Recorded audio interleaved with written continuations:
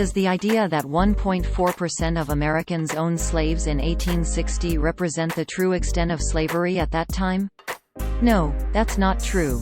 That statistic isn't meaningful. By 1860, slave ownership was concentrated in the southern U.S., making only the population in those states relevant to the issue of slave ownership. The population of the southern U.S. also is not the most accurate number in considering how many people may have benefited from slave labor. The claim has circulated online since at least 2005. It reappeared in a post on July 11, 2023, on Instagram. The post included a graphic with text that opened, quote, "At the peak of slavery in 1860, only 1.4% of Americans owned slaves." End quote. The post included another statistic about black slave owners that is out of the scope of this fact check. This is how the post looked on Instagram at the time of writing. Source: Instagram screenshot taken on Wednesday, July 12, 1417. 352023 UTC. Where did 1.4% come from? While the post did not cite a source, the 1860 U.S. Census is the most useful resource for determining U.S. population statistics during that year. According to the census numbers from 1860, the total U.S. population was about 31.4 million. Of that total population, around 3.9 million were enslaved, meaning that more than 27 million of the total U.S. population were considered free. That means that about 12.6% of the total U.S. population was enslaved.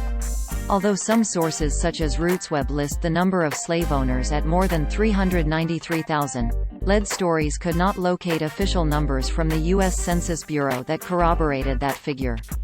But if that figure is to be trusted, then the number of slave owners compared to the total U.S. population of free people, around 27 million, is about 1.4%. Still, the total U.S. population of free people included children, a group that most likely would not have owned slaves. That in itself skews the relevance of the statistic.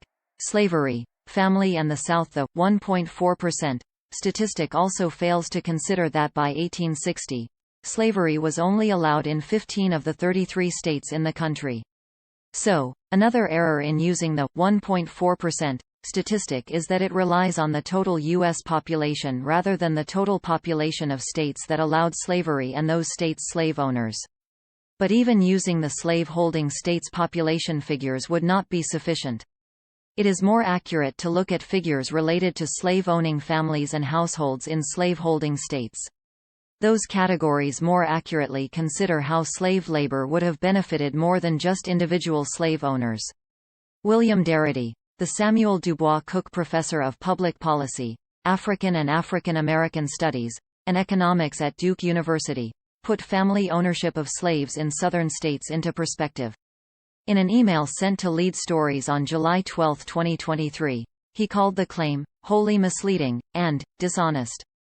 He also told us that family ownership of slaves was significant by 1860. Quote, "While 13% of white Americans nationally lived in slave-holding families, in Arkansas and Tennessee, 1/4 of whites lived in families that owned at least one slave.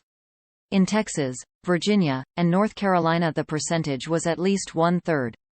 It rose above 40% in Florida, Georgia, Alabama, and Louisiana, peaking at 55 and 57% in Mississippi and South Carolina." End quote. According to the conclusion of Soldiering in the Army of Northern Virginia, a statistical portrait of the troops who served under Robert E. Lee, a book by Joseph T. Glathar, the Stevenson Distinguished Professor of History at the University of North Carolina at Chapel Hill, 24.9% of Southern households owned slaves in 1860. Adam Goodhart, a historian at Washington College, told Lead Stories in an email sent on July 12, 2023, that 8% of American households, white and free black, own slaves. He also used an example to illustrate how the 1.4% statistic is, as he put it, how to lie with statistics. Quote, "Here's a comparison. Let's say 10 families live on a certain block. Every family has 4 people in it, and every family owns 1 car. So could you say that because there are 40 people on the block, and 10 cars, only 25% of the residents on this block own cars?" End quote. Slave labor benefited more than just slave owners still. Such figures focused on families and households are not totally reflective of how slavery benefited free people in slave-holding states. Robert Gudmestad, professor and chair of the Department of History at Colorado State University, said to Lead Stories in an email sent on July 12, 2023, that the claim is misleading and is probably meant to minimize the influence of slavery in American history.